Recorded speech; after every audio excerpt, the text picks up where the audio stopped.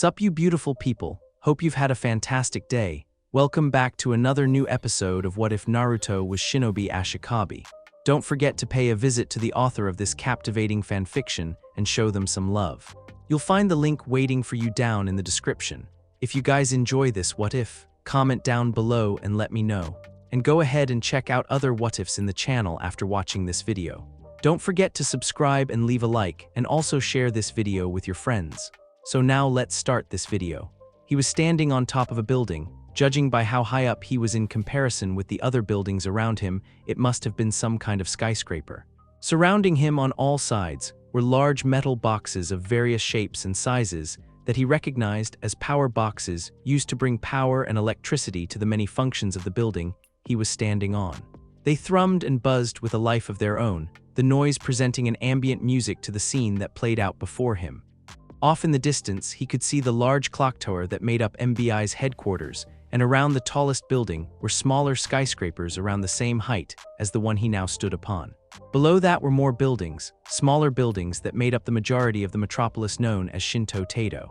And below even that were the many roadways that carved a path through the city, angular and sharp lines of black, that cut the population center of cement and steel into multiple segmented city blocks that seemed to stretch on as far as the eye can see. None of this held his attention, however, that belonged to her. She was a young woman whose frame was being partially eclipsed by the sun. His enhanced eyesight was more than capable of making out a few of her features and dress, long blonde hair swaying in a breeze, followed by a black dress with wide sleeves followed by a white underdress. The outfit was finished off with long brown boots that rode up to just a little below her ankles, black stockings that reached the halfway point of her thighs, and a black choke with white frills around her neck.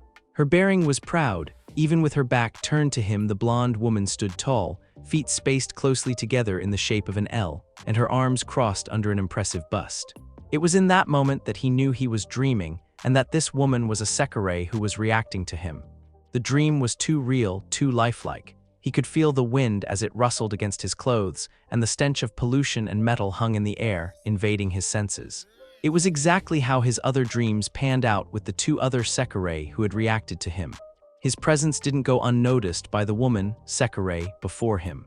The woman turned around, revealing blue eyes that were bespotted with rage.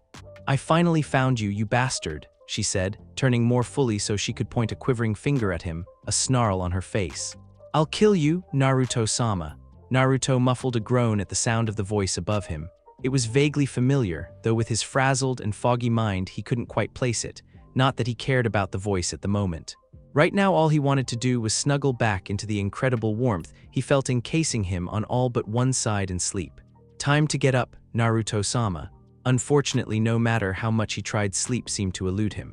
A combination of the voice that was still trying to rouse him, the dream he had just had about the Sekirei that apparently wanted to kill him, and the hands that were now shaking his shoulders kept him from returning to peaceful slumber. "Wait, hands, come on, Naruto-sama," the voice whined piteously, and it was in that moment that his brain kick-started and finally recognized the voice as belonging to Musubi. "You promised me that I would finally get to spar with you today." Yep, definitely Musubi. She was the only one who he had promised to spar to, and the only one who actually wanted to spar with him. Not that he could blame them. As far as the others were concerned, he was just a human, albeit Hamura might know something. But he wasn't the type to spar with his Ashikabi. He was more like the kind of Sekirei who would try to shelter their Ashikabi from everything he could. Fee, as if he needed sheltering.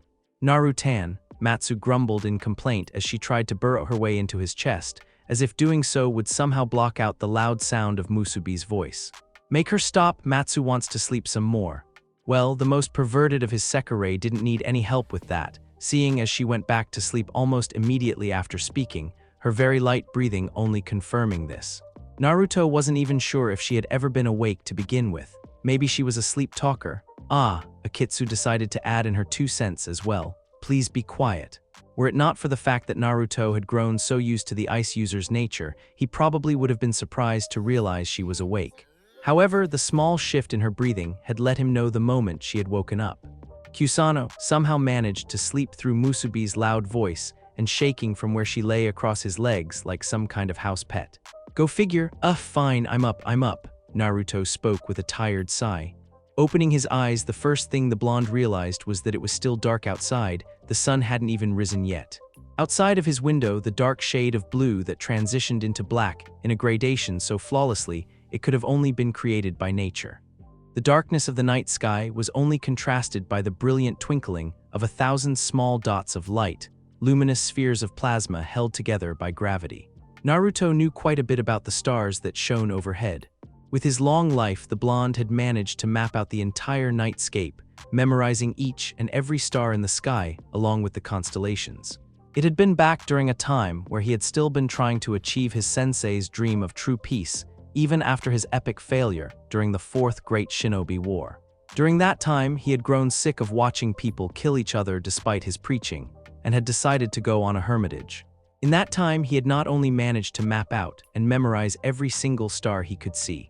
The blonde had also gotten so good at memorizing the seasonal patterns of the star-filled sky that he had found a way to predict all of the small changes the constellations and stars would go through for the next 1,000 years. Of course, he had completely forgotten he had done that around 500 years after his study, but that was besides the point. With a shake of his head, and Musubi's whining still in the background urging him to get up, the blonde glanced over at the clock on the nightstand next to their bed. He groaned again. Naruto looked over at Musubi, the most naive of his adult Sekirei. His eyes were still a bit bleary from having just woken up, and with her positioning near the window, her form was silhouetted against the starry sky.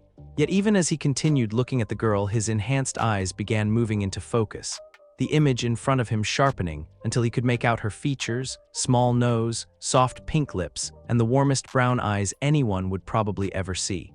For some reason, seeing his Sekirei look so happy and energetic while all he wanted to do was sleep irritated him a bit. Quite possibly because of how damn early it was, though it could also be due to how she was continuing to shake him. Musubi, he tried to keep a patient voice, but considering how tired he was, such a task was clearly impossible. As things so stood, it was only the girl's sheer obliviousness that allowed her not to hear the slightly irritated tone in his voice. "It's 3 o'clock in the morning. There is no way I'm getting up that early for a spar."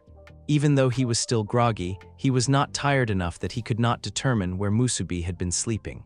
Matsu was on top, along with Kusano, who was laying curled up on his legs in a position reminiscent of a cat, and he could feel the busty not wearing any underwear figure of a kitsu in her usual place on his left.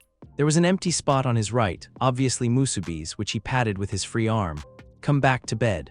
"But Naruto-sama," Musubi started, her expression drooping to one of shock and slight disappointment. It made her look like a kicked puppy, and was adorable to the point that it could easily have been classified as a lethal weapon in its own right. If he weren't so tired right now, the eternal shinobi may have actually capitulated to that look. But as things were, he was far too exhausted to even think about combat right now. "You said you would spar with me today, and I will," Naruto reassured her in the hopes she would settle down. "But it's way too early for us to spar right now. It's still dark out." He indicated the window where the night sky could be seen, then patted the empty space beside him again. "Now come back to bed, get some more sleep, and when the sun actually comes out, we'll have our spar." "Oh, I was hoping we could spar right now," Musubi moaned out in objection. Despite her words, Naruto felt the bed shift and saw the fist fighter's outlined form as she settled down next to him.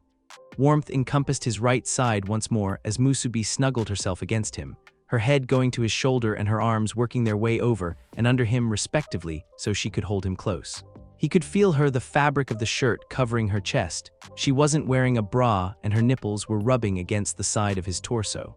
By now Naruto had grown quite familiar with this feeling, and all he did in response to it was to wrap his free arm around the love-crazed battle maniac's shoulder, causing the girl to let out a soft sigh as she somehow managed to press even more of her body against him, though he had no idea how such a thing was possible considering how large her chest was. Still, he tried to put such thoughts out of his mind and closed his eyes to get some more rest, only to find that sleep wouldn't come. There was something else that was bothering him, the dream he had of the blonde Sekirei that had been threatening to kill him. By this point in time, he had grown used to strange occurrences like this, having already had 2 such dreams of Sekirei that were reacting to him. However, this was the first time he'd had a Sekirei actually verbally threaten to kill him, and to make matters worse, it was a Sekirei he was reacting to. It was kind of unnerving, to be honest.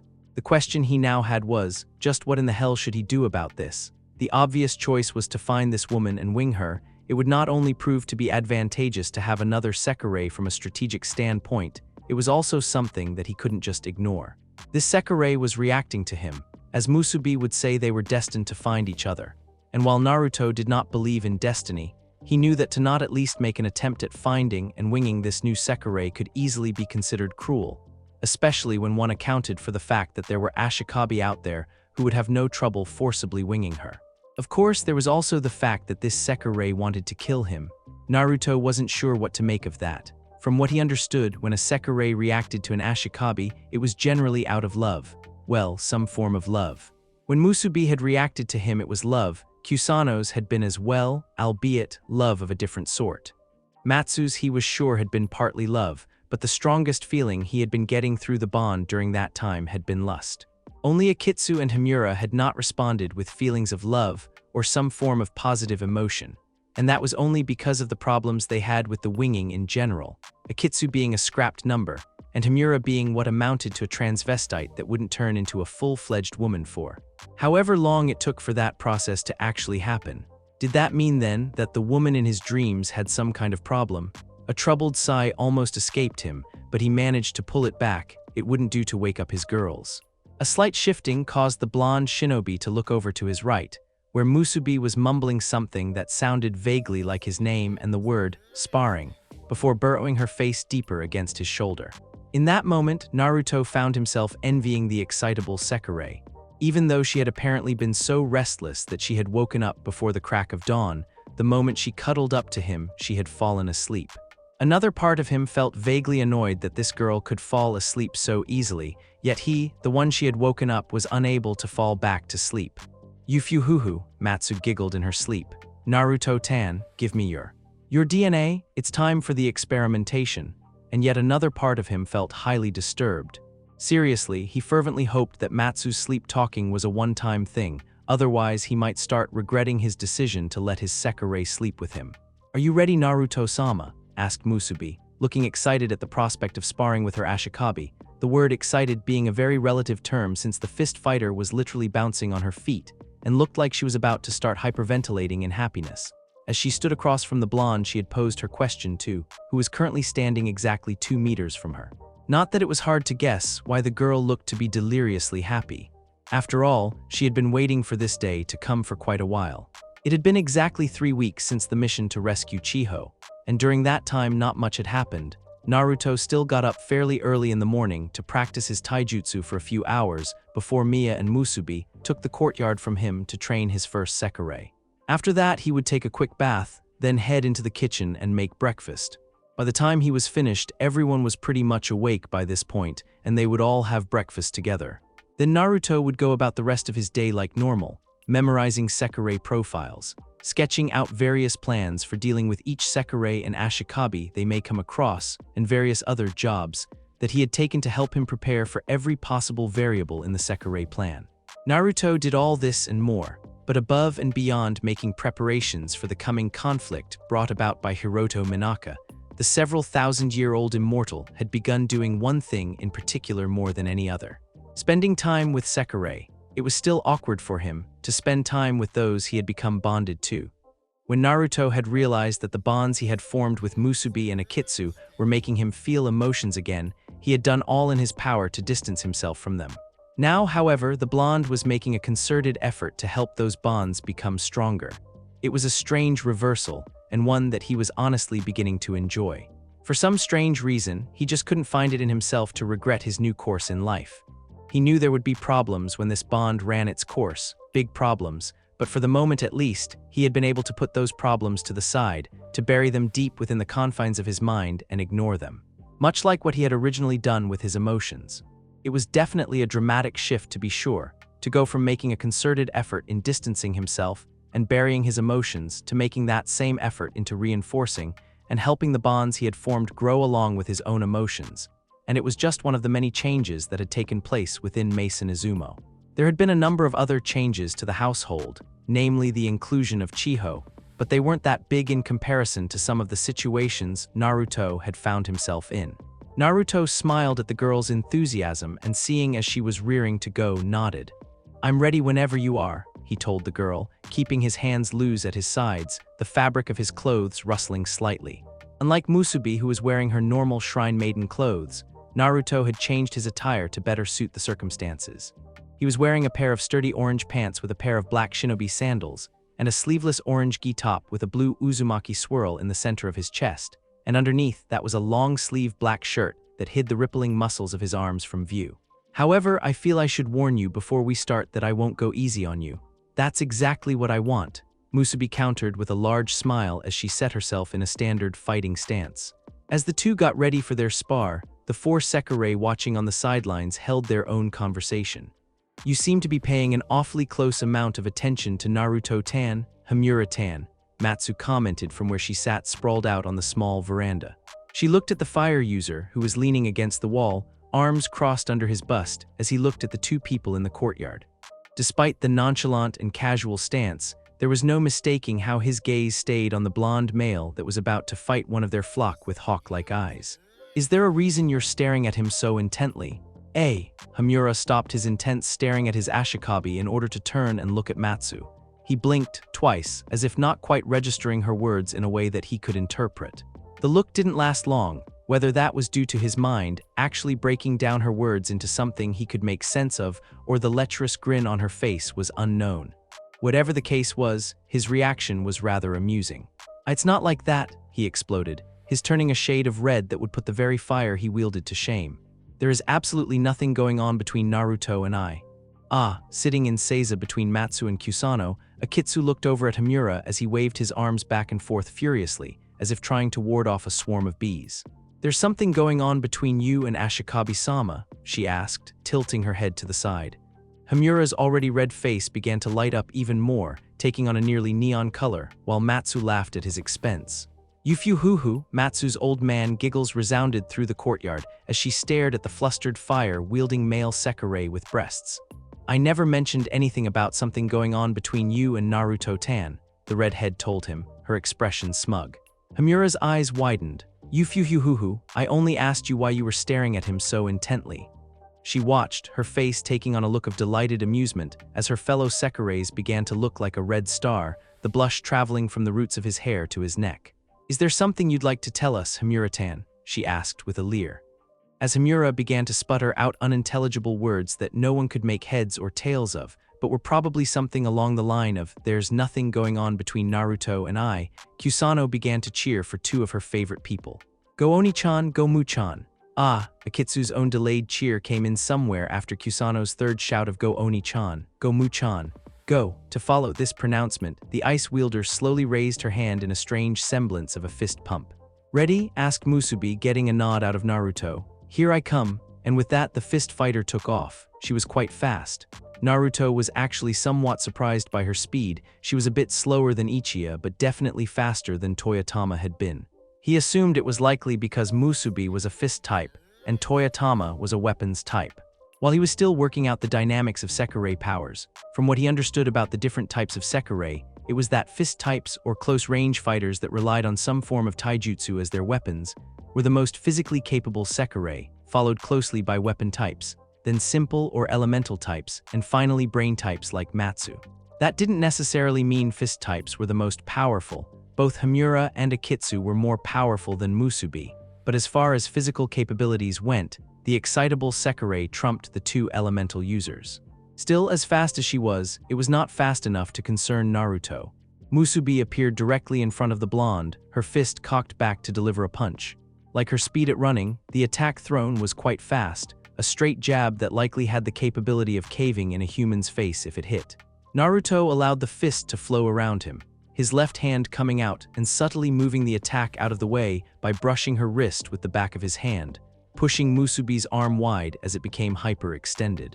The fist-type Sekirei, her attack having missed, was unable to do much as her momentum continued to carry her towards the blonde. There were a number of attacks Naruto could have unleashed upon her at this point with pure taijutsu alone. With her momentum pushing her towards him, he could have easily struck her in the throat with a knife edge. Such an attack would kill a human, crushing their windpipe if he hit them right, but he doubted it would do more than make Musubi gag. Or he could have launched a knee somewhere on her torso, using the Sekirei's own momentum against her to increase the power of his assault. If he attacked her solar plexus with such an attack, or took the time to aim for her floating ribs, it would probably leave her quite winded if not suffering from a number of broken bones. He could also attack her limbs. Stomping on her knee would shatter that appendage on most humans. Attacking the elbow joint of her extended arm would do the same, though it would probably take more strength to break her bones. Off the top of his head, Naruto could think of nearly 100 different ways to finish this fight here and now. He did none of these things, however. The shinobi wasn't interested in defeating Musubi, merely seeing how far she had come along since she started sparring with Mia. Instead of attacking her, Naruto weaved around her attack, ducking low as he spun around to her left. He stuck his right leg out in a sweep as he made a 360-degree rotation. The eternal shinobi had to give credit where it was due. While the girl's initial attack had been enthusiastic to the point of reckless, she had some damn fine reflexes. Before his foot could connected with her ankle, Musubi jumped over his sweep. Of course, her jump was over the top and flashy in his opinion. A simple jump would have sufficed, but for some reason Musubi had decided to actually flip over his appendage. Had this been a real fight, Naruto could have ended the battle right there. The girl landed on her feet and quickly spun around to face him. As Naruto was standing up, she charged in again, intent on releasing a barrage of lightning-quick punches at him. She came in with a series of quick combos that, while impressive in their speed, were generally unimaginative in their execution. It wasn't hard for the blonde to dodge all of her attacks, and the few that came too close for comfort were deflected with the same subtle ease as her first assault.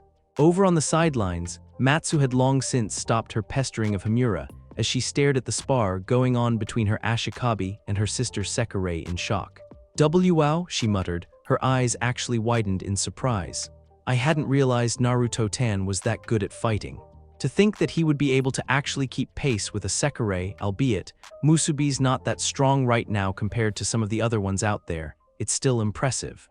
Himura said nothing at first, merely nodding his head in agreement as he looked at the ongoing spar with narrowed eyes. He watched as Musubi closed in on Naruto and struck out with a very quick and precise jab to the whiskered shinobi's solar plexus. The attack was diverted by the blonde deftly by bending his torso to the left, his right hand coming out in a palm thrust, though perhaps thrust was too powerful a word. What Naruto did was not a thrust, merely a light pushing of the hand to carefully divert the attack so that it would shoot wide. This not only had the effect of knocking the incoming maneuver off course, but also caused Musubi to stumble forward as she lost her balance. The combo she had been attempting to unleash halted by that single move. Despite this, Naruto didn't attack, merely moved back to allow his Sekirei time to recover. "I didn't want to admit it at first," Himura said. The words were spoken more to himself than they were to Matsu, but judging by the turning of her head, she heard him all the same. "But seeing him battling like this, I think I can understand how he managed to defeat Yomi." "Yomi?" At the sound of the questioning voice behind them, both Himura and Matsu nearly jumped in shock. Turning their heads, or in the case of Himura, his full body, the two Sekirei saw Mia standing behind them with her usual placid smile, and the katana she used when sparring with Musubi in hand.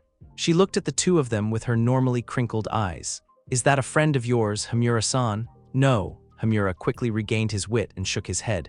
He really should be used to Mia creeping up on him by now. Yomi was one of the Sekirei under Mikagami's command. Sekirei number 43, she was defeated by Naruto when we teamed up for the first time in order to rescue number 108. The fire user turned to look at the tiniest member of their flock. The little blonde girl hadn't been paying attention to a single thing they had said, merely cheering for her Oni-chan and Mu-chan in a continuous chant. "And number 43, Matsu stuttered, even as Mia looked over Himura's shoulder and finally saw the mock battle going on between Naruto and Musubi.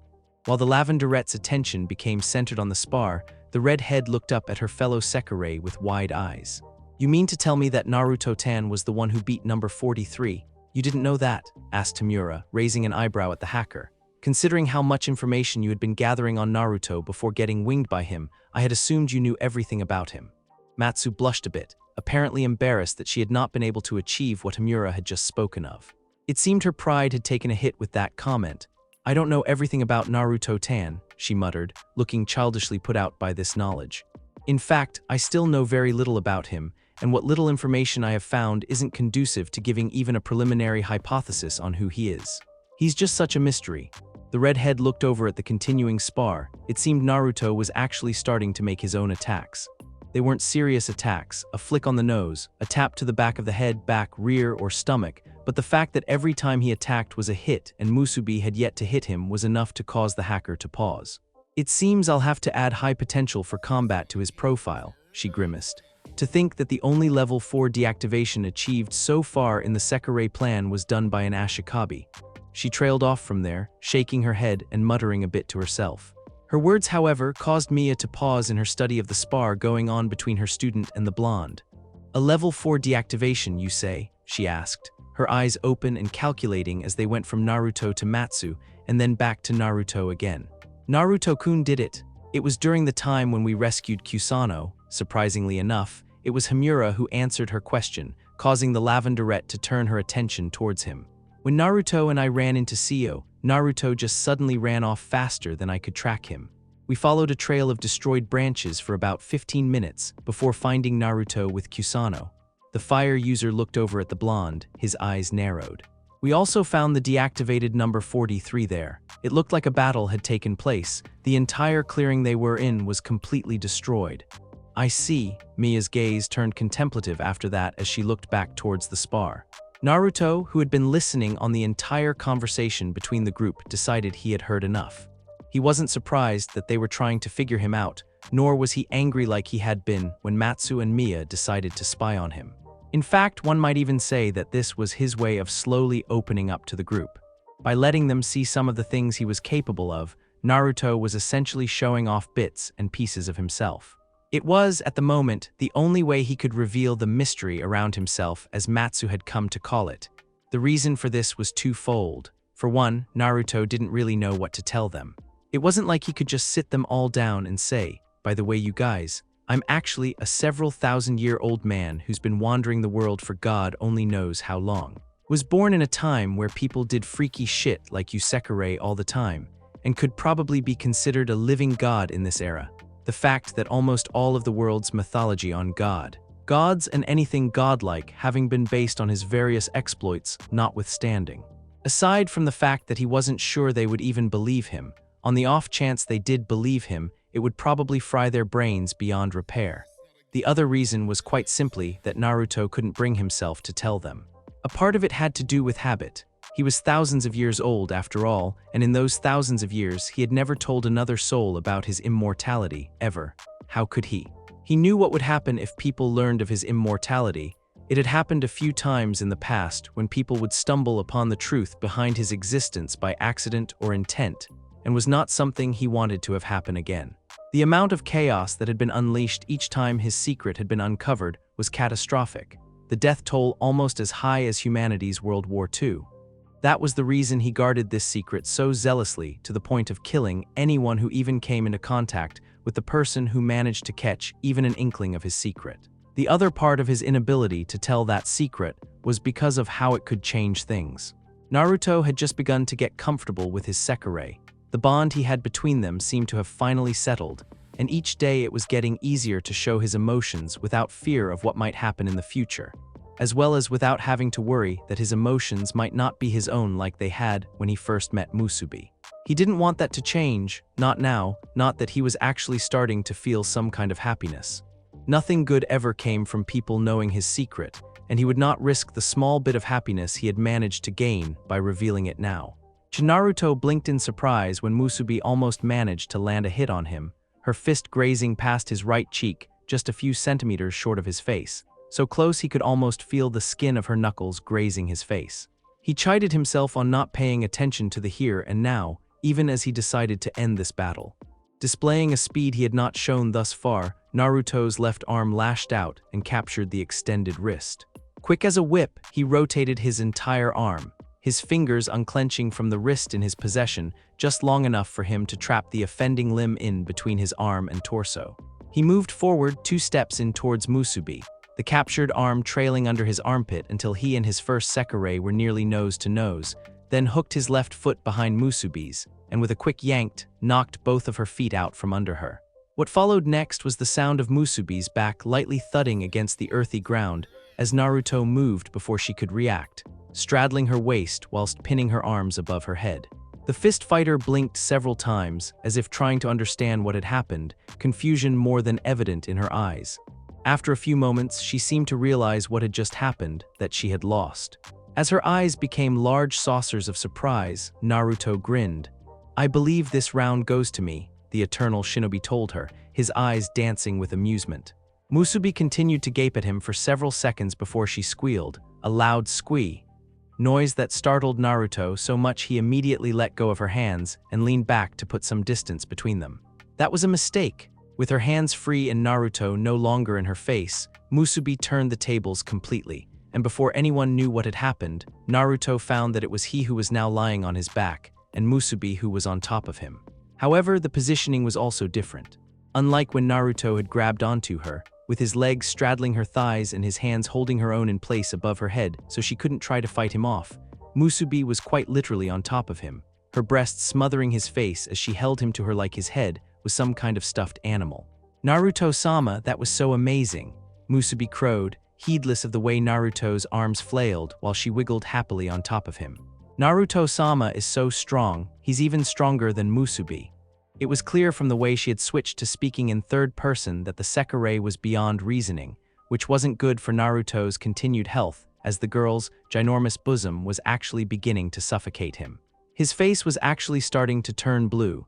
Death by breast asphyxiation, not a bad way to go. "Yu-fu-hu-hu-hu," Matsu chuckled as she watched the scene now playing out before her.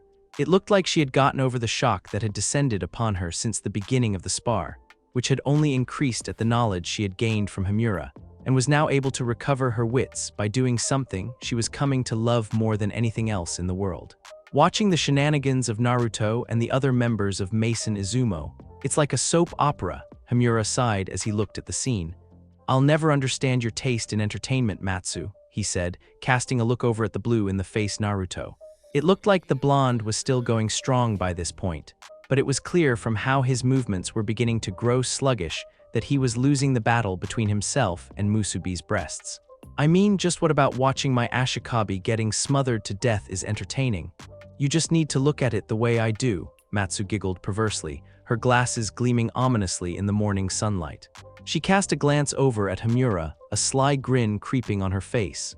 "And just what do you mean by your Ashikabi, That's quite possessive of you, Himura-tan. Are you finally getting attached to our Ashikabi?" While Himura's face began taking on a shade of red so vibrant, someone would probably need to come up with a new word to describe it. Akitsu and Kusano had decided to join in on the fun going on with Musubi and Naruto. Or at least Kusano did. "Oni-chan," the child Sekirei squealed out as she wrapped herself around Naruto's legs like some kind of human vice, both her arms and legs clenching themselves around him as he struggled and flailed within Musubi's grip. It was quite an unusual sight, the buxom brunette smashing Naruto's face into her cleavage while the tiny blonde hung off his legs like a limpet. Neither of them seemed to be willing to let go either, which left only one option to Naruto for salvation. "Akitsu," he managed to gasp out, though it was little more than a whisper due to the fact that he hadn't been able to intake much oxygen. "Help." Akitsu, in the slow and methodical way she always did things, tilted her head to the side in inquiry. After a few seconds she nodded.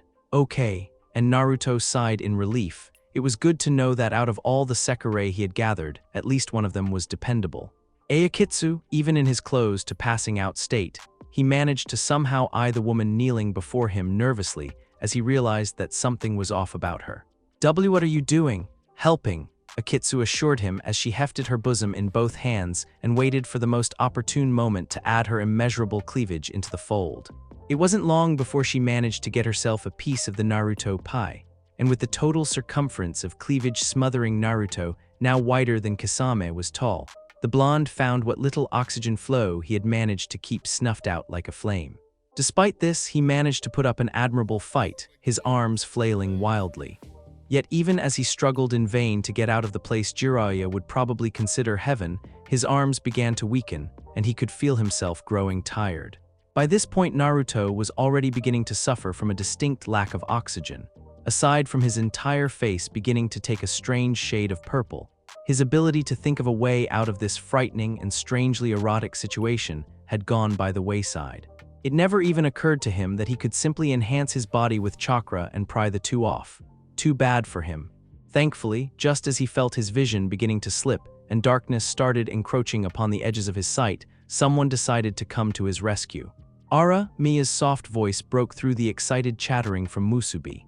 She placed her hand on the excited Sekirei's shoulder, darkness and malice wrapping around her like a veil as she did. Musubi-san, Akitsu-san, the darkness began to coalesce behind her, the terrible and malevolent feelings taking physical form. You should know, from behind her frame it began to slide out with a slow, inexorable gait. That lewd act such as pressing inappropriate body parts into a person's face. Completing its crawl from behind her shoulder, a large purple Hanya mask appeared before them, its eyes bleeding, and a snake-like tongue wriggling out of its mouth and moving about in random yet somehow terrifying patterns. All the while the sound of wood clacking together issued forth from it. Were the situation not so dire for him, Naruto would have loved taking the opportunity to study the mask in greater detail. Most unfortunately, he didn't have that luxury. While Akitsu and Musubi were no longer pressing their voluptuous assets against him, what they were now doing was easily just as painful. Both of them had managed to crawl on either side of the blonde and had buried themselves under his arms. This wouldn't have been a problem, save for the fact that both of them had their own arms wrapped around his middle, and Naruto was getting first-hand experience on just how strong a Sekirei could be when their physical prowess was heightened by fear. He could actually hear the bones of his ribcage creaking like a wire that had been drawn so taut it was about to snap. The fact that Kusano, in her own fright, had sunken her molars into his leg was just the clincher. Not helping Mia, Naruto gasped out in both pain and a need to get some oxygen flowing back into his brain, causing the lavenderette to blink. And just like that, the aura of sheer evil and the malicious Hanya mask disappeared as if they had never existed in the first place.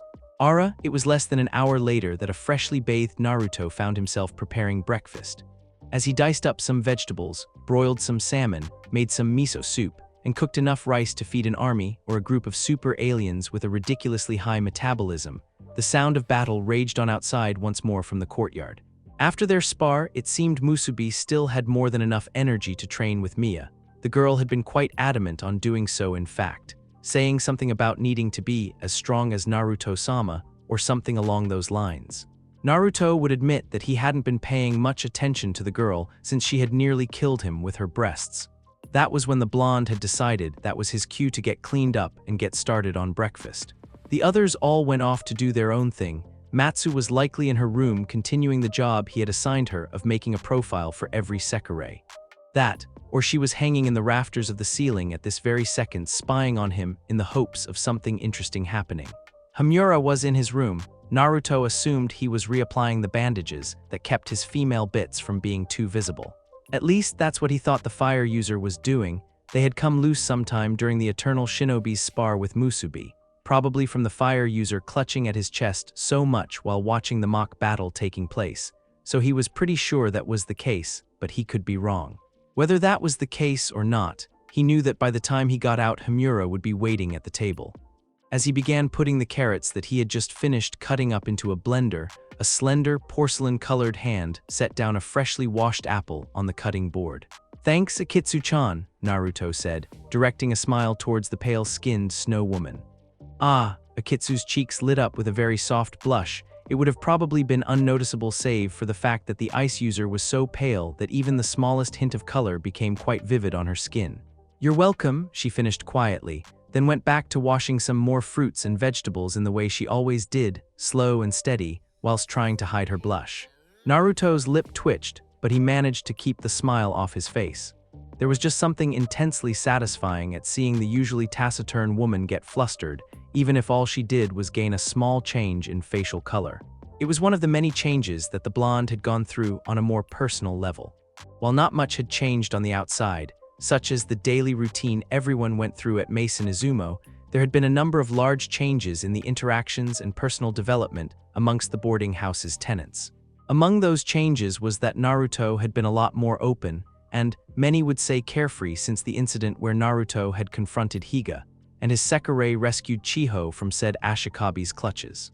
If asked, Naruto himself would be unable to truly explain why he felt the way he did, or when or how the change had come about, though he assumed it had started during his conversation with Mia about letting his Sekirei into his heart. All he knew was that within the last 3 weeks, He had never felt this happy since before the Fourth Great Shinobi War. It was almost incredible how much could change in such a short amount of time, he reflected. Sometimes it felt like a whole lifetime had passed since coming to Shinto Tado, when in truth he had only been within the city for a little over 5 weeks. It was a very strange phenomenon when he considered just how fast time had passed before coming to this city. Back then time had been irrelevant. An entire century could pass and he would barely notice it. Naruto knew that a part of the reason was likely because of how long he had lived. When one has seen thousands of years pass them by, a single year holds about the same amount of significance as a second to most people. A year, 2 years, a decade, even a century just wasn't long enough to register on his radar anymore. Everything simply passed by him in a blur. And yet, these past 5 weeks felt more like an eon to him. It was most strange, this seemingly elongation of a few weeks. It was almost as if time had slowed for him, as if the cogs that had once turned to wheel of time were now moving at a crawl in order to let him truly experience more out of life. Whatever the case was, Naruto actually found himself enjoying this small respite he had received from his normal lot in life. It was in all honesty the closest thing to a blessing he had received in a long time. "How is the miso soup turning out, Kuchan?" he asked, ridding himself of the thoughts as he turned to look at the tiniest of his Sekirei. Kusano was the one he had decided to leave in charge of the soup, namely because it was relatively safe and he would be able to watch her and make sure she didn't accidentally set the house on fire or something. That, and he had no desire to be on the receiving end of her molars if he didn't let her help. The little girl looked up from her stirring in order to grace him with a beaming smile. "Good" was the only word she spoke before turning back to stirring the miso soup. The older blonde leaned over to look in at the pot bearing the soup. Miso soup could be a very tricky dish to make, as there were many ways to make it. Most recipes usually called for most vegetables and meats to be cooked in the simmering dashi, particularly mushrooms, daikon, carrots, potatoes, tofu, and fish. The miso would then be suspended separately in some dashi stock removed from the simmering mix. To keep the miso paste from cooking, which would alter the flavor, kill the beneficial bacteria, and reduce the health benefits of biologically active miso paste.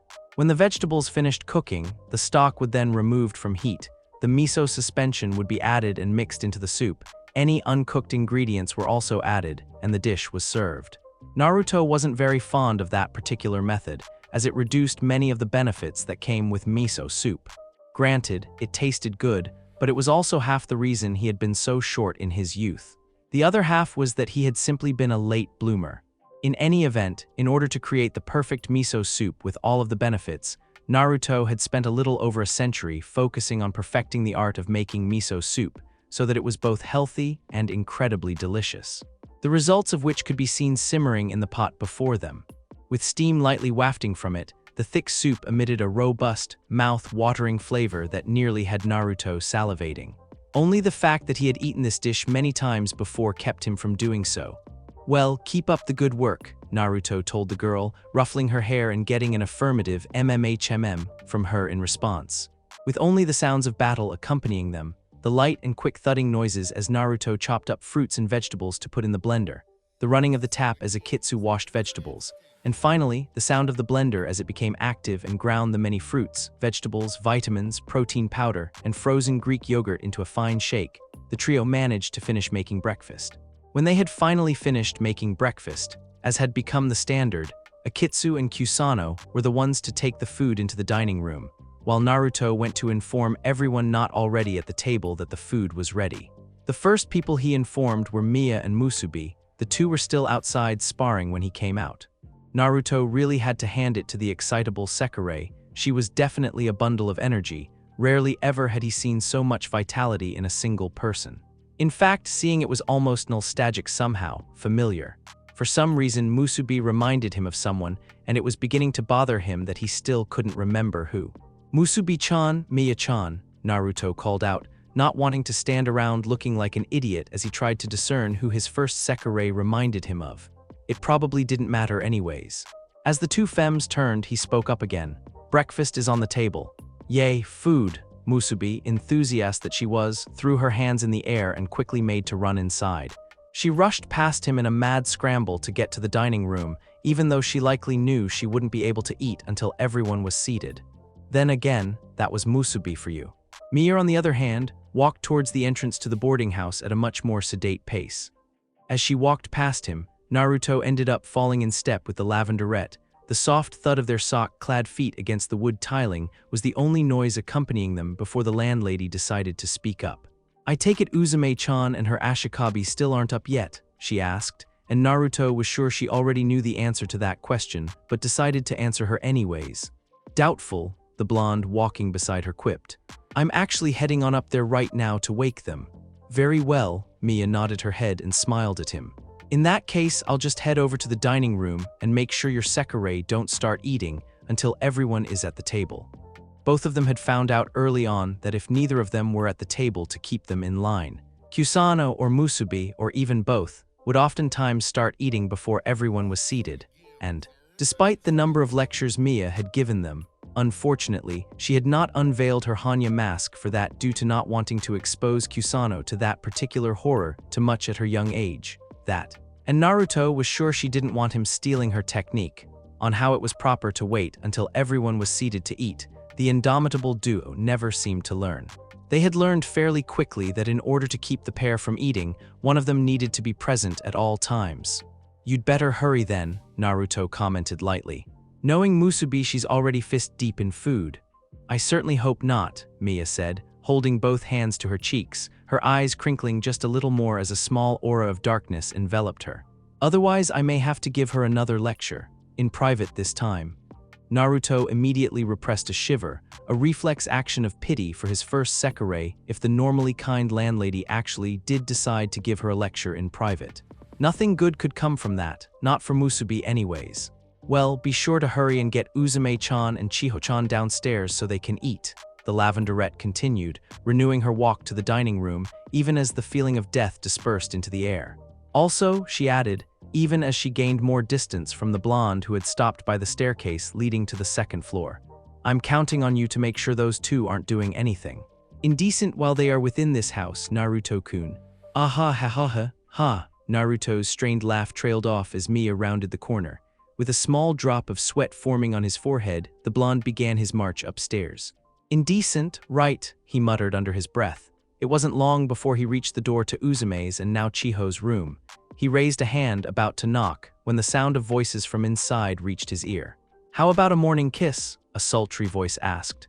It was definitely Uzume. He would recognize that teasing voice anywhere. It was beginning to look like Mia had been correct in asking him to make sure the two weren't doing anything that went against her rule of house decency.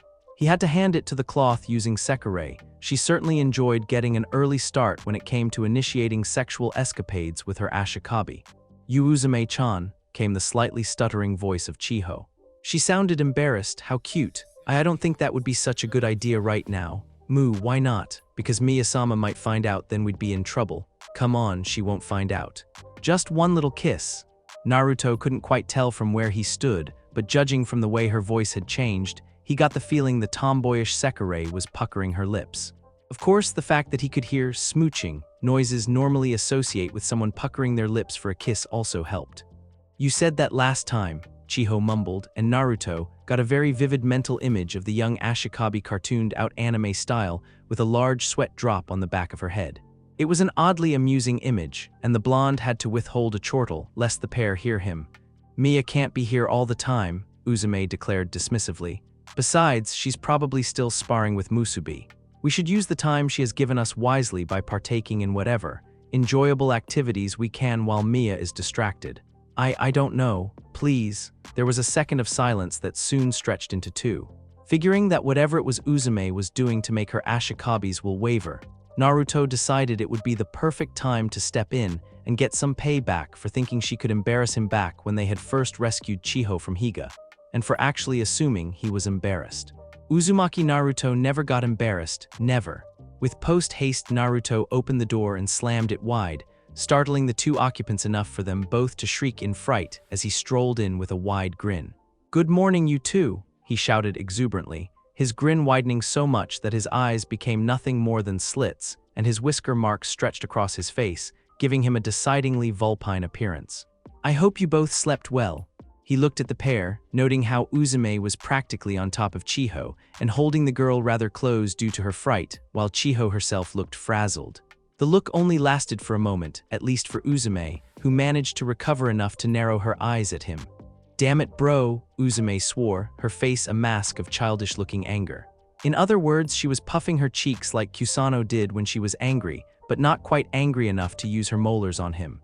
"I was this close, she told him, holding her left hand up and making a measuring gesture with her index finger and thumb. "And you are very lucky that it was me who interrupted you when you were that close," Naruto replied brightly. His answer didn't please Uzume, who narrowed her eyes. At least until the blonde continued and said, "Because if I hadn't come up here, Miya-chan would have," which made the anger on the tomboy's face evaporate and replace itself with a look of pale, wide-eyed horror. With a smug grin, the only male in the room finished with, "So you should consider yourself lucky as far as I'm concerned."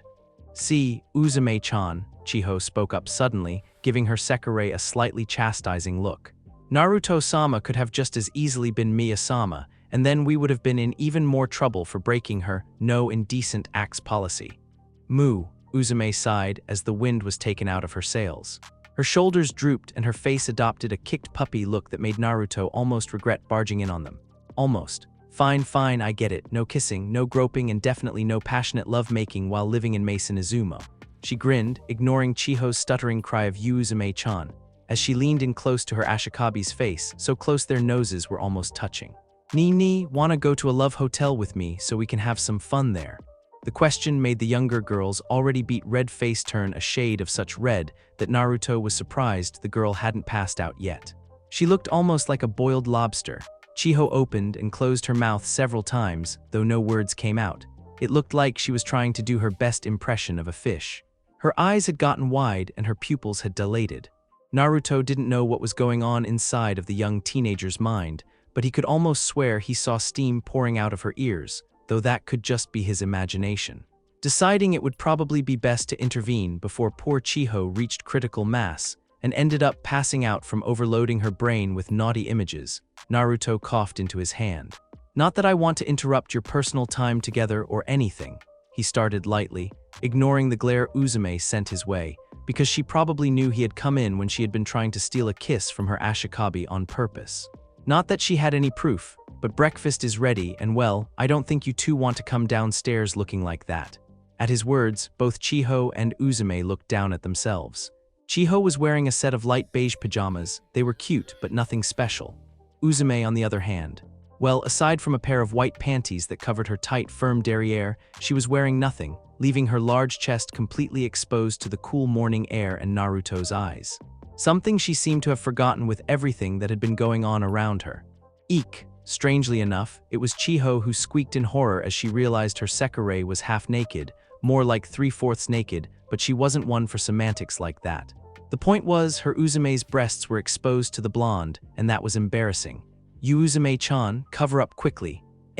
Uzume blinked, her eyes going from glaring at Naruto to looking at her Ashikabi in confusion. Her voice became startled with Chiho grabbed onto the blanket they had been using on the futon and tossed it over her head.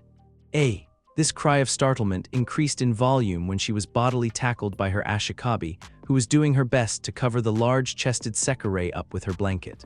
It was a tad late to be worrying about modesty now, but Naruto had to give the girl points for trying. "See, Chiho, get this thing off me, I can't see." "I'm sorry, Uzume-chan," Chiho cried, still holding onto her Sekirei and keeping the blanket over her head. "I'm just trying to protect your modesty." Naruto couldn't help but snort at those words. "What modesty?" he asked, amused. "Shut up, you," Uzume growled from under the blankets. "Chiho baby, even if you want to protect my modesty, and don't you even start, Naruto. I can't get dressed with this thing and you covering me like this." Chiho blinked, then blinked again, then blinked once more for good measure before she finally seemed to realize that, yes, it would definitely be difficult, if not impossible, for her Sekirei to get dressed whilst a large sheet was covering her. Sorry," Chiho was quick to release her hold on the tomboyish Sekirei, jerking back as if scalded. As Uzume removed the covers from herself, once more revealing her body in all its large-chested glory, Chiho turned to look at Naruto with pleading eyes. "Naruto-sama, could you please leave while Uzume-chan and I get dressed?" she asked, causing the blonde in question to withhold a sigh. Truth be told, he kind of wanted to tease the girl some more, or at least, he wanted to tease Uzume some more. Still, he had decided that this would be enough for now. The cloth-using combatant had definitely suffered enough humiliation for the moment to know that Uzumaki Naruto was not one to be messed with. Plus, he didn't want to alienate the poor girl he was trying to help recover from a nearly debilitating illness. "Sure," he said, turning around so he could walk back out of the door. "I'll just wait outside while you two get ready." He slowly shut the door behind him, then leaned against wall and crossed his arms while he waited, softly chuckling all the while. Yes, he decided to himself as the sound of rustling clothing came from the room he had just vacated. If he could play pranks like this, then he definitely would not regret getting involved in the Sekirei plan anymore. Blue eyes snapped open when the door to Uzume's and Chiho's room began to open. That was fast, he noted as he pushed off the wall and watched as Uzume walked out in her usual jean and purple star shirt combination, while pushing along Chiho in the wheelchair they had gotten. The waifish Ashikabi was wearing a pair of pink sweatpants several shades darker than the pajamas she had on, and a normal white shirt. It was hard for him to tell, seeing as how he had seen the girl every day, but Naruto was positive that Chiho was looking a lot better than she used to, physically anyways. The girl was definitely filling out, where before her arms were rail thin, and some of the skin had actually been beginning to suffer from cellulite due to her not having anything in the way of muscles.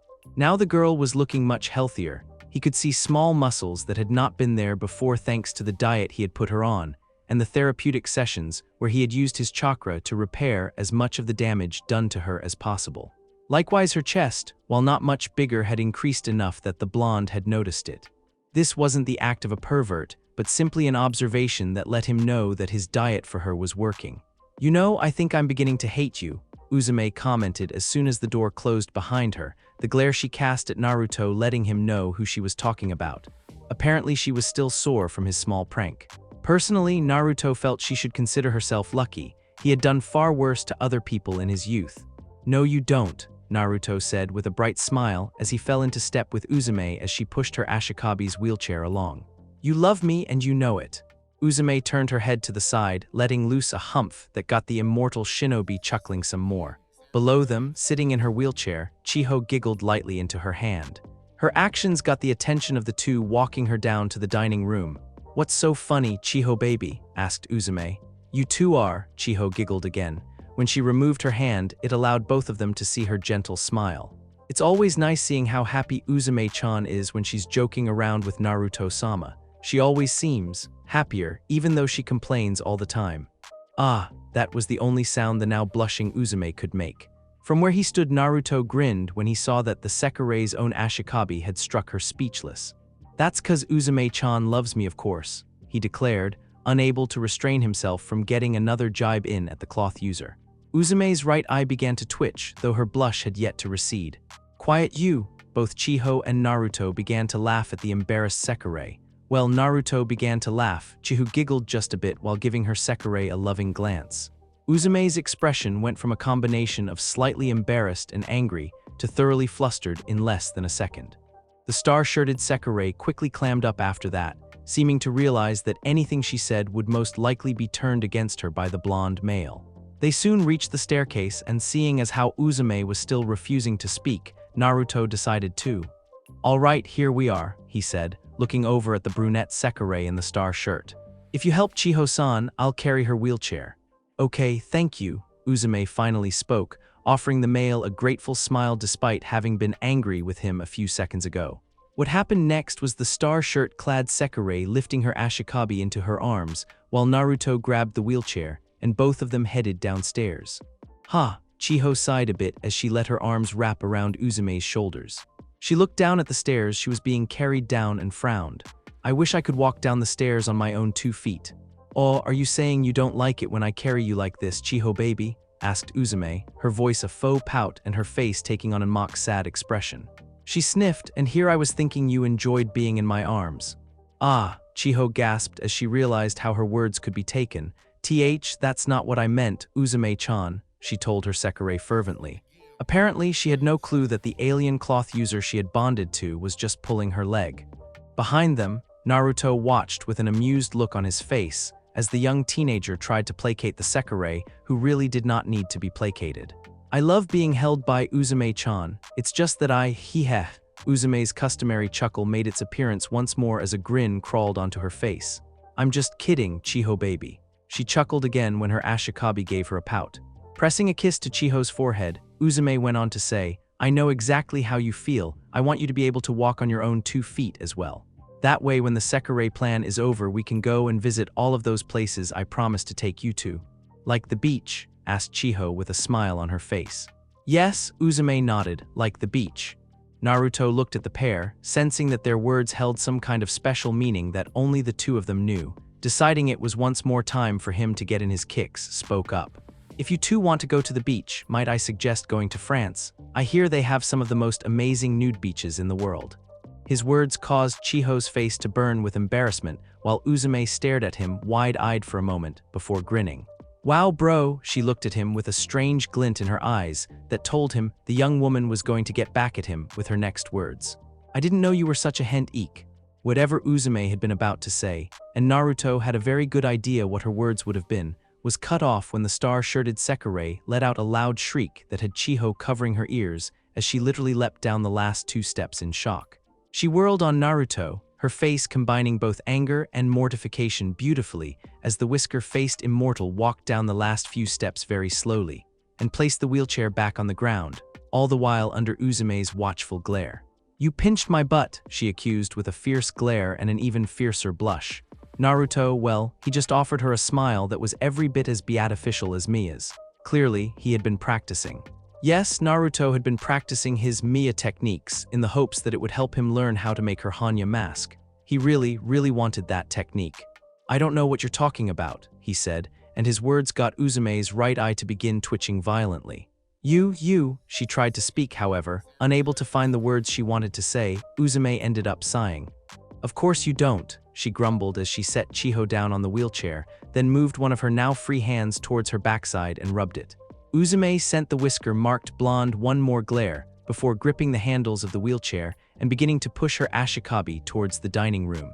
Naruto followed behind her, taking a second to savor the moment of having successfully bothered the cloth user so thoroughly. The dining room was already filled by everyone else by the time Naruto entered. Mia sat in C's at the head of the table like always, and as was normal for her, the lavender-haired beauty had a smile on her face that crinkled her eyes. Sitting beside her was Matsu. The perverted Sekirei was simply watching the proceedings with a grin on her face. No doubt she expected something interesting to happen sometime during breakfast. Not that he could blame her, just about every moment within Mason Izumo was one that could be considered interesting to her. Naruto would have used the word unusual or perhaps abnormal himself, but that was just him. Hamura was sitting where he usually sat, right next to Uzume, who was currently helping her Ashikabi get situated. The fire user was sitting cross-legged, hands on his knees, as he watched the star shirt wearing Sekirei setting Chiho on the ground and fluffing the girl's pillows. Over on the other side of the table were Naruto's other Sekirei. Kusano was sitting down. Her hands already had a firm grasp on the fork and spoon she had been provided with until she had the dexterity in her fingers to properly use chopsticks. They were clenched into fists, which she had pressed down against the table, all the while she was looking hungrily at the food she and Akitsu had set out. Oddly enough, she was the only one of his first 3 Sekirei that had taken a seat. Both Musubi and Akitsu were standing side by side, watching him like a hawk as he moved across the room. No doubt they were going to make an attempt at racing to his side the moment they sat down. That was how things usually played out between them. And of course, much like how things had played out so often, the moment Naruto sat down, Akitsu was sitting there beside him. Her speed really was quite incredible. Even he had trouble keeping up with it whenever the seat next to him at the dining room table was on the line. Just how the woman was so damn fast was beyond the blonde. It probably had something to do with the bond, he told himself.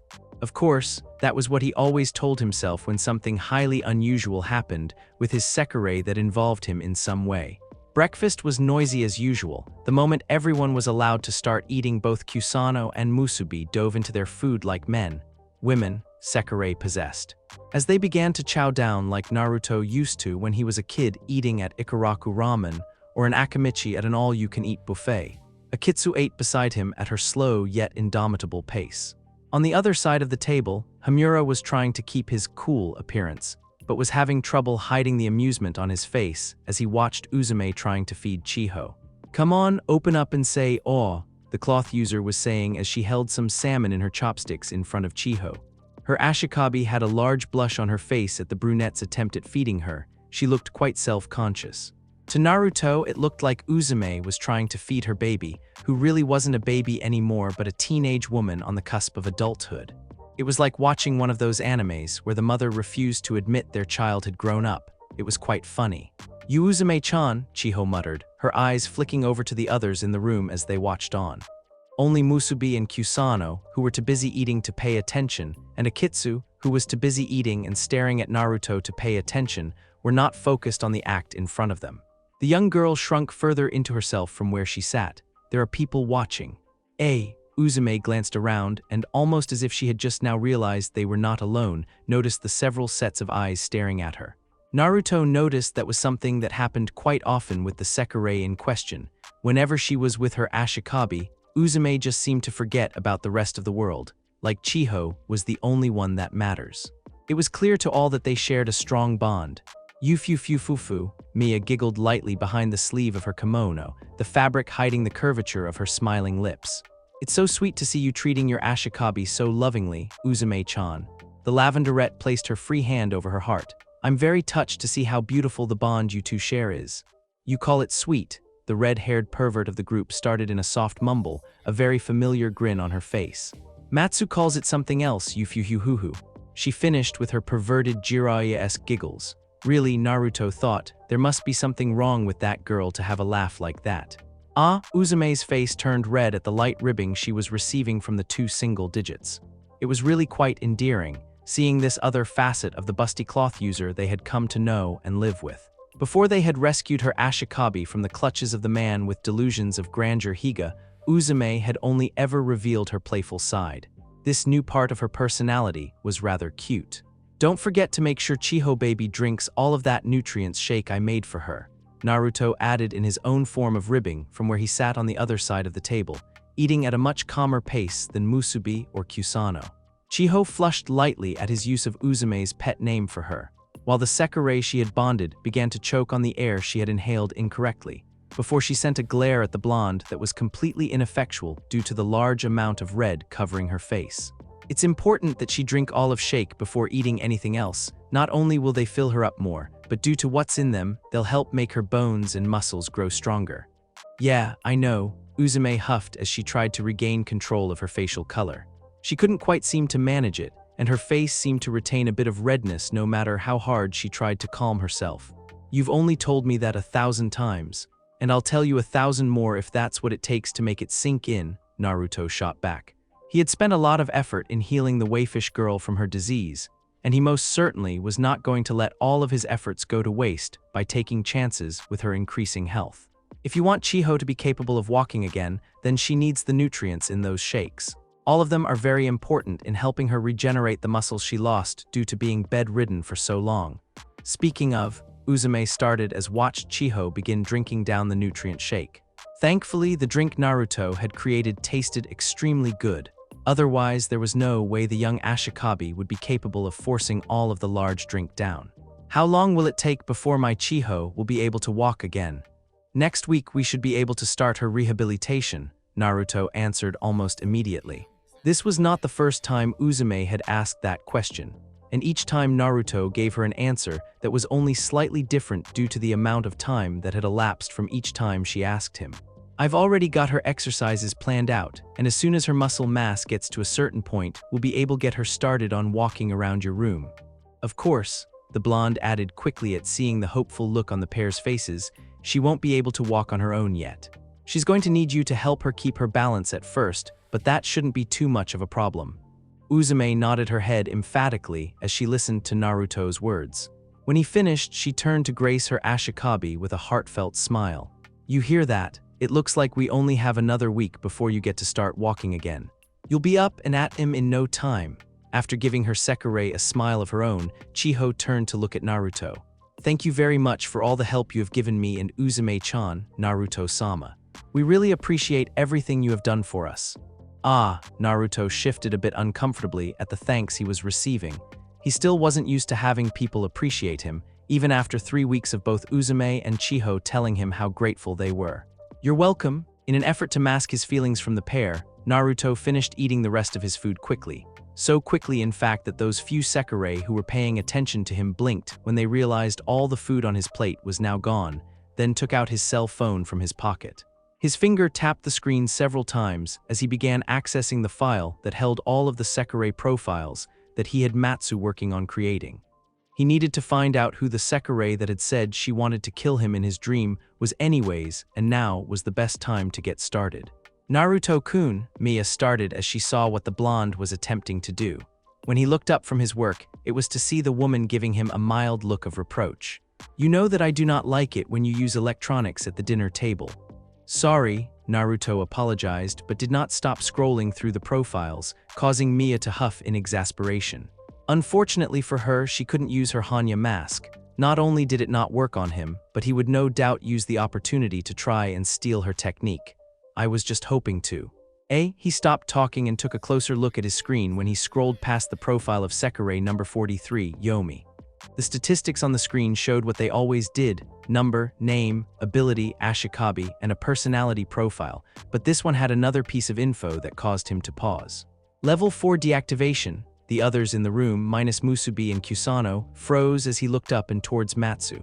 "What's that mean?" Matsu adjusted her glasses for a moment, an act clearly meant to buy her time. Naruto narrowed his eyes as he wondered what that meant. Why did she seem so nervous now? He found out a second later when the redhead began her explanation. A level 4 deactivation is one of the 5 levels used to describe the amount of damage a Sekirei takes when they are deactivated. Level 1 is what happens when a Sekirei places their hand on another Sekirei's crest and recites their incantation. Level 2 is when a Sekirei takes enough damage to knock them unconscious, but not enough to truly harm them. That's the most common way Sekirei are deactivated.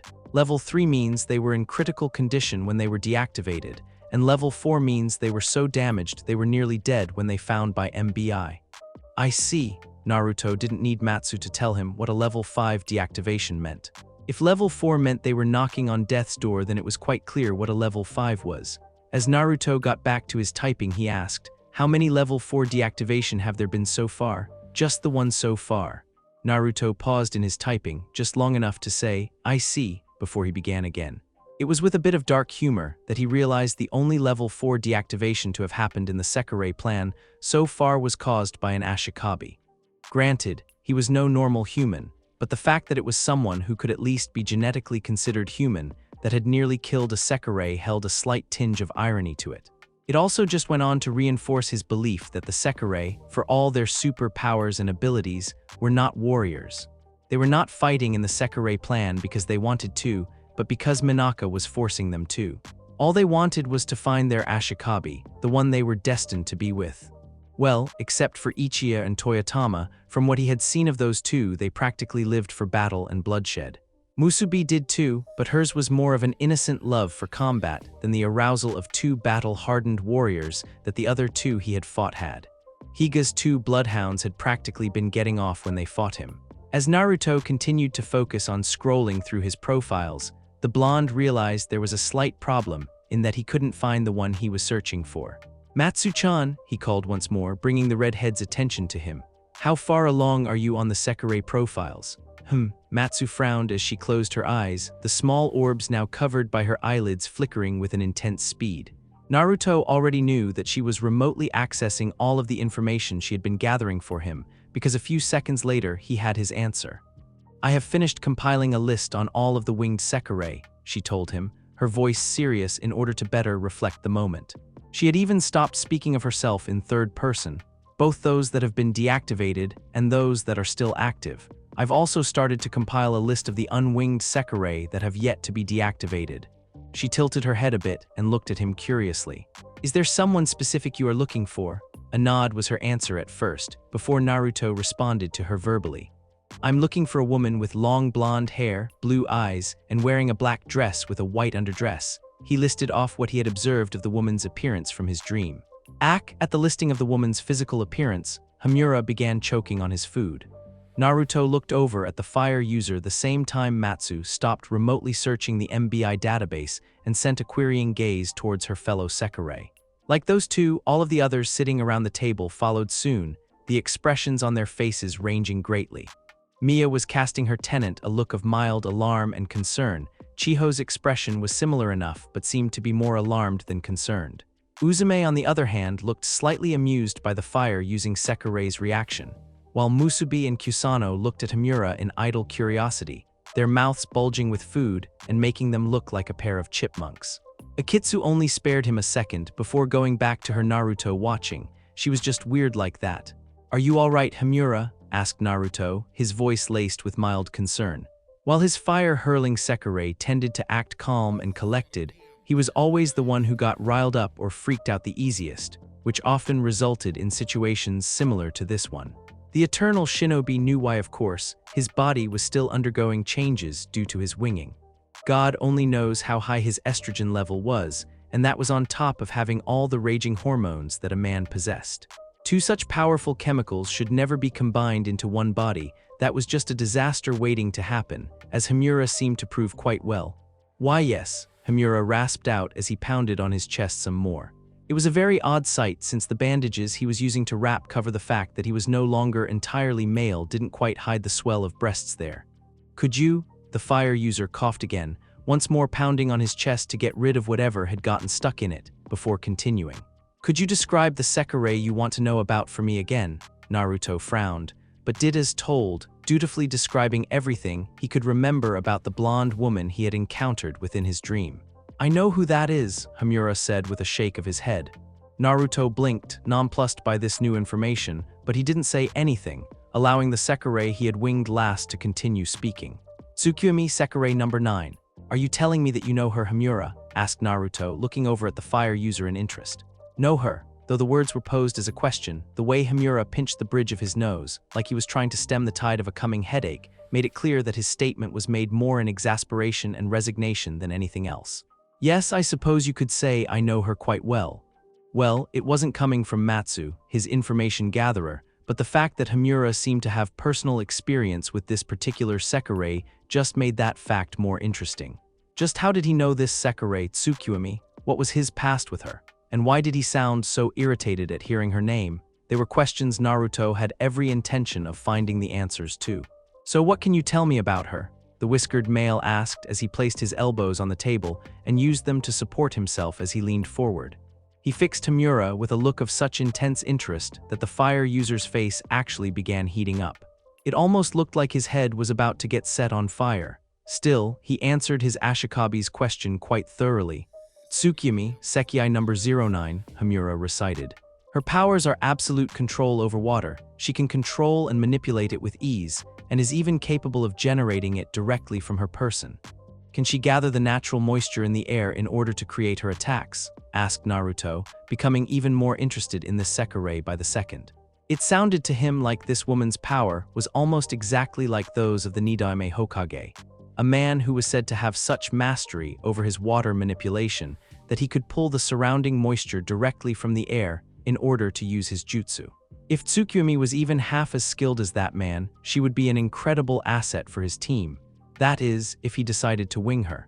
Himura looked at Naruto oddly, his head tilting ever so slightly as he stared at the blonde with furrowed brows. Clearly, he wasn't quite sure what to make of his Ashikabi's sudden interest in the Sekirei he knew personally, though that did not stop him from answering Naruto's question. "I believe she can," he started, frowning a bit. "As I said, she has complete control over water. So long as there is water around her in some form, she can manipulate it." Naruto placed a hand under his chin, his expression turning thoughtful. "I see," he murmured more to himself than to anyone else. He shouldn't be surprised by this. After all, he had seen what Sekirei were capable of. Their powers, abilities, and skill sets were all very impressive. In many ways, their abilities were more powerful than those of the shinobi from Naruto's era. Granted, Sekirei had a very limited set of skills. If you were a lightning type, then you could only use lightning attacks. The same thing if you were a fire type or any other Sekirei capable of manipulating an element. And there were some, like Musubi, who had no abilities other than being ridiculously strong. Again, that strength was incredible. The fist fighter of his group had the potential matched Tsunade when it came to pure physical strength, but it was still a very limited ability. Back during the era of the elemental nations, a shinobi could gain just about any skill so long as they worked hard enough. Sure, if you had an elemental affinity, then using jutsu and mastering that element were much easier, but even a wind user was capable of mastering the fire or lightning element if enough time and effort was put into learning it. That was the difference between these Sekirei and Shinobi. One skill set that was so completely mastered to the point where very few Shinobi would be able to compete with them versus a plethora of abilities and skills that were so varied a Sekirei would be unable to keep track of all the powers a Shinobi could possess. Naruto, Hamura's questioning voice got his attention. The last Shinobi in the world looked over at the silver-haired Sekirei to see said member of his flock looking at him strangely. Just why do you want to know about Tsukuyomi anyways? Everyone looked over at Akitsu, who spoke up for the first time this morning. The snow woman tilted her head and looked at Naruto questioningly. She's been reacting to you? Yes. Naruto was surprised at how well Akitsu had read him. Had he really been that transparent? Gathering himself, he cast his own glance at the ice user. How did you know? Here the beginnings of a blush spread across Akitsu's cheeks. Last night before Musubi woke you up, you were mumbling in your sleep. She finally looked away from Naruto, her head tilting downwards demurely as she stared at the floor between them. It was actually a very endearing sight. You did the same thing when Kusano and Hamura were reacting to you. Akitsu-chan, Naruto started slowly as his mind worked through her statement. Do you watch me in my sleep? Akitsu's blush deepened, the red around her cheeks spreading to encompass the rest of her face from the roots of her hair to her neck. Sometimes, she admitted quietly, her fingers playing with the fabric of her dress. I see. Well, that explained that. He was not very surprised that the woman watched him while he slept. She watched him pretty much every waking moment as well. Judging from the position she was often in when he woke up, it was clear that her face was often hovering just a few inches from his before she went to sleep. That did not, however, mean that it wasn't slightly unnerving. It was definitely a bit disturbing to know that he was being watched while he slept, though that could just be the paranoia talking. And once again, he couldn't help but think that Akitsu's behavior reminded him of someone, much like Musubi's did, though for the life of him he couldn't remember who. Naruto, there was a tremor in Musubi's voice as she spoke up, surprisingly not with her mouth stuffed full of food. She was looking at her Ashikabi with wide eyes, and her lips were trembling slightly. Naruto had no clue what was going on, but the look was startling in that he had never seen it from Musubi. Yes. Is another Sekirei really reacting to you? That kind of question could have a number of different meanings depending on who asked them. It was very much akin to that. Are you telling me you slept with another woman sort of question? The kind where if you answered in the affirmative it would mean a very painful ending for the male in question, as every bone in his body was broken to the point where he needed to spend time in critical care at the hospital. It was a very ominous question, filled with numerous violent and painful possibilities. For a moment, looking at Musubi as she sat there, staring at him with wide eyes, Naruto had to wonder just what her reaction would be. He nodded, not knowing what to expect. Honestly, he should have known better. That's great. Naruto did not know how, but somehow Musubi managed to dive over Kusano's head as the little girl continued to eat without a care in the world from her still sitting position. The brunette had to have some serious leg muscles and dexterity to do something like that. She soared over the green girl, and Naruto once more found his face being smashed into the bountiful fullness that was Musubi's chest. I can't believe Naruto-sama has another Sekirei reacting to him, the excitable fist fighter crowed. And a single digit too. Really, Naruto knew he should not be surprised by this, he knew that. Musubi had proven time and time again that she was unlike anybody he had ever met, different even from her fellow Sekirei. She above everyone else would be more than ecstatic to hear that Naruto had another Sekirei reacting to him. And yet somehow he was surprised at just how exuberant she was acting from this knowledge. So wait, Hamura started, staring at Naruto as he was being smothered by the incredible circumference of Musubi's bust. Are you saying that Tsukuyomi is reacting to you? MPPH, Naruto tried to answer, but was unable to do to him, getting a mouthful of the shrine maiden clothes that Musubi wore shoved into his mouth. He leaned his head back and managed to spit the fabric back out, then set to work on calming down his first Sekirei. Musubi-chan, I can't speak with you, smothering my face like that. Calm down, Musubi stopped her wiggling against Naruto to look down at him. She blinked once, then the blonde's words seemed to penetrate her brain and she settled down. Whoops. Sorry, Naruto-sama, she knuckled her head and stuck out her tongue. Musubi was just so excited that she couldn't help herself. While she didn't move away from him, the busty fist fighter did move to his left and slightly behind him so he wouldn't have her large breasts smothering his face. Instead, she squished them against his back, thus allowing him to speak. "Huh," he sighed, "it's fine, Musubi-chan, just try to tone down your enthusiasm in the future, okay?" "Okay," Musubi replied cheerfully, just as she did to everything else. A moment later, she looked confused, however, and stuck her index finger to her lower lip in thought. "So should I use more common sense, or more discretion? I'm not quite sure which one I need more of." It seemed that no breaks were forthcoming for Naruto, who had to resist the urge to palm his face in exasperation. "Both, Musubi," Naruto stated tiredly. "You should learn to be both discreet and use common sense." Musubi nodded her head emphatically, even though it was quite clear she did not understand a word he told her. "Right," sighing again, Naruto looked back over at Hamura and answered his question. "It would seem so," he started, frowning a bit. "Both when you and Kusano reacted to me, I had a dream about the Sekirei in question. And since I've never met this woman before, it would only be logical that she is reacting to me, as well as he to her, but that was something he didn't quite want to acknowledge yet. When it came to Ashikabi, he seemed to be a special case, in that no other Ashikabi had actually reacted to their Sekirei in a similar manner that a Sekirei would react to their Ashikabi. At least he didn't think any of the other Ashikabi were reacting like he did. Naruto wasn't sure what to make of that, and didn't want anyone to know about it until he could figure out whether or not he was different, and if so, why. Uzume chuckled as she put her hands on the floor behind her back and used them to support herself as she leaned backwards. She cast an amused leer at Naruto and said, "Another 1A, bro." She shook her head. "Just when I thought your harem couldn't get any bigger than it already was, you proved me wrong." Naruto's eye twitched. "I really wish you wouldn't be so crass, Uzume-chan." Uzume gave him a mocking smile and winked. "Well, you can just keep wishing then." Hamura did not look very pleased by Naruto's answer, or by have his conversation with his Ashikabi interrupted by Musubi and Uzume. His shoulders seemed to slump and he looked quite tired. "I can't believe it. Of all the Sekirei that could have reacted to you, it just had to be Tsukuyomi." So, Naruto-sama," Musubi started once again, completely ignoring Hamura, whose right eye gained a violent twitch. "When are we going to go out and look for our new friend?" "I'm not sure," Naruto replied honestly. It wasn't that he wasn't going to go out and at least make a concerted effort in finding this Tsukuyomi character. He knew his Sekirei well enough to know that they would not take to him doing nothing about another Sekirei reacting to him well. If anything, they would all probably be very upset if he didn't go out and wing Tsukuyomi. To them, a Sekirei reacting to an Ashikabi was a near sacred thing, and to just do nothing was essentially like stomping a mudhole on their beliefs. Aside from that, he had promised to be a better Ashikabi, and a good Ashikabi wouldn't let a Sekirei who was reacting to them go without at least making an attempt.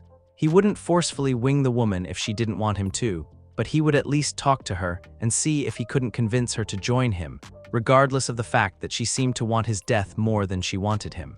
There was also Musubi to consider, the excitable fist fighter who believed that love triumphed everything. Naruto still did not believe that through love all hardships could be overcome. He was too cynical to believe that, but he didn't want to hurt his first Sekirei like he did the last time there had been an altercation on the subject of love. He couldn't do that to her again. "I mean, we would need to know where she is before we can talk to her," the blonde continued, voicing his thoughts out loud. "Shinto Taito is a big place. Understatement of the year if there ever was one." During one of his many planning sessions with Matsu, he had gone over several maps of the city and memorized its entire layout. Shinto Taito was estimated to be over 844 square miles in size and with a population of just below 9 million. That was a very large city, which meant there were a lot of places she could be. That was also a lot of people, which would just make finding one person amongst all those people very difficult.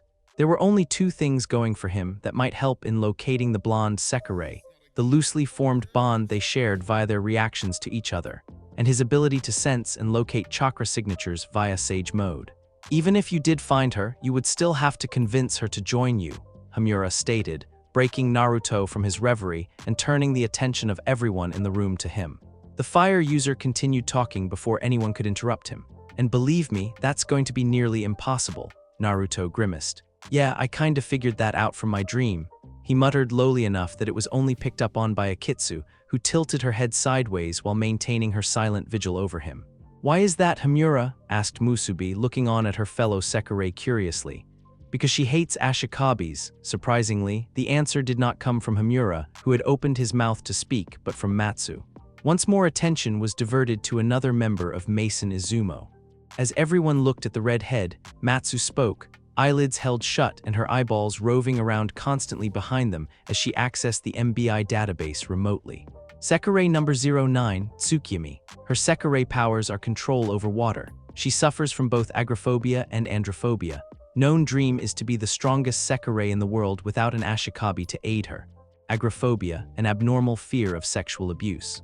Androphobia, an abnormal and persistent fear of men. As Naruto listened to Matsu speak, he was barely able to contain his grimace. He had known that Tsukimi likely had some unresolved issues to deal with. The death threats had certainly told him that much, but he had not realized how bad the apparent issues were. How was he supposed to get through to someone when they had an irrational hatred of men? Or was it really irrational? It was well known to him by now that there were Ashikabi who would forcibly wing a Sekirei that was not reacting to them. Was it then equally possible that perhaps some of the scientists who did the adjusting may have taken extra liberties with the Sekirei undergoing adjustments in their care? It was possible, plausible even. Naruto knew well the evils that men and women could commit upon each other. Yet somehow, despite what he knew about MBI, the blonde shinobi was not sure if that was the case. Minaka, despite his crazy ramblings about the age of the gods, didn't seem the type who would allow the people under him to take such liberties in relieving their sexual tension via using the Sekirei they were working on. Not when it could very well cause the man's plans to unravel before they began. Perhaps she had heard stories about how vile men could be from other Sekirei, or even maybe the female scientists working for MBI. Again, it was a plausible scenario, and something he wished he could look into before going out to search for Tsukimi. Of course, in the end, all it and the other possible causes that could have attributed to the Sekirei in question having two phobias that seemed to be anathema to her species were just that, plausible scenarios that may or may not be true. Naruto managed to sum his words up rather nicely. Well, that sucks. It looked like keeping his promise to be a good Ashikabi just got much harder. Thanks for listening. I do hope you enjoyed it. If you want the next part of this video, like, subscribe and comment down below and turn on the bell notification, and also check out other videos that I have created and enjoy. See you in the next video. Peace.